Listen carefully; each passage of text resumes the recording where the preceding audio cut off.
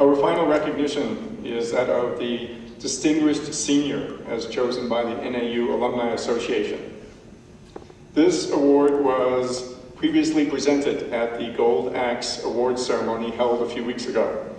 However, we didn't want to miss an opportunity to also recognize this student's accomplishments. I asked Andrew Coppage in the Department of Chemistry and Biochemistry to present the NAU Alumni Association Distinguished Senior Award.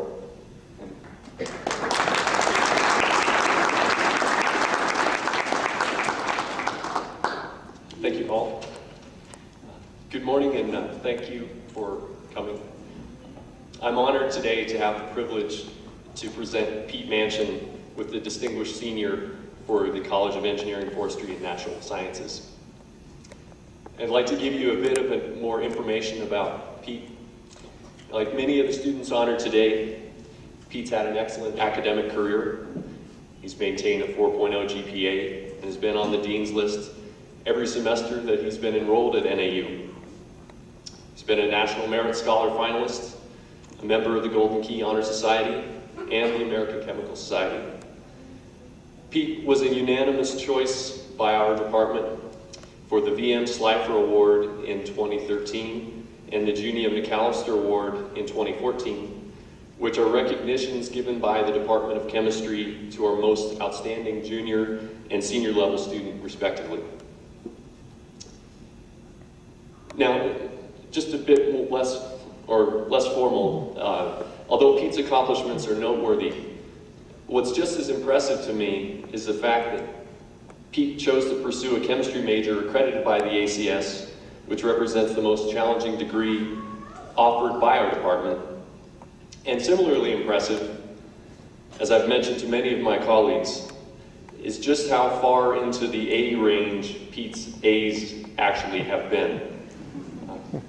He completed my courses, Chemistry 461, 462C, and 460L, and in each of these classes, he had the highest overall grade percentage and often approximating 100% of the available points in the course.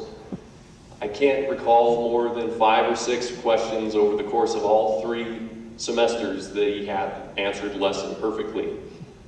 And similarly, colleagues have mentioned to me that they've also observed Pete's performance in organic chemistry, physical chemistry, or analytical chemistry to be that far into the A range, if you will. Now, that doesn't just happen if you are a good student. That happens if you're a dedicated student, if you're a passionate student. It's much more reflective of a passion for the science than it is for someone who just is interested in doing a good job in the course. Since the spring semester of 2013, I've also been fortunate enough to work with Pete in the research laboratory. And much of what has made him successful in the academic courses has also made him successful in the labs. He's got great critical thinking skills, data analysis skills, excellent hands in the lab, and he has been one of my most reliable and meticulous students ever since. He's made great strides, and I plan to present the results of his project, which is an examination of antibiotic synergy profiles of isoprenoid pathway inhibitors with canonical antibiotics at the Interscience Conference for Antimicrobial Agents and Chemotherapy next fall. Now, I think the Dean would agree with me that we could probably say this thing about any of the people that have been honored here today.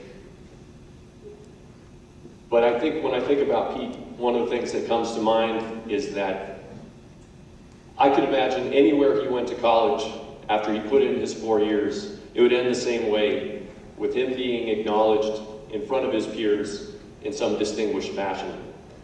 And in that sense, I feel fortunate that not only have I had a chance to work with Pete, but that he'll be, going forward from this point on, a representative of our NAU community.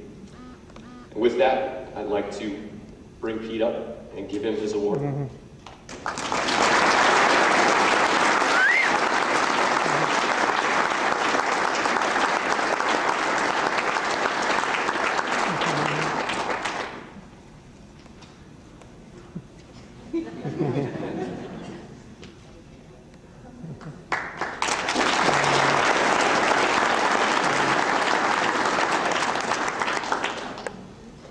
At this time, I would like to take the opportunity to thank Denise Walters.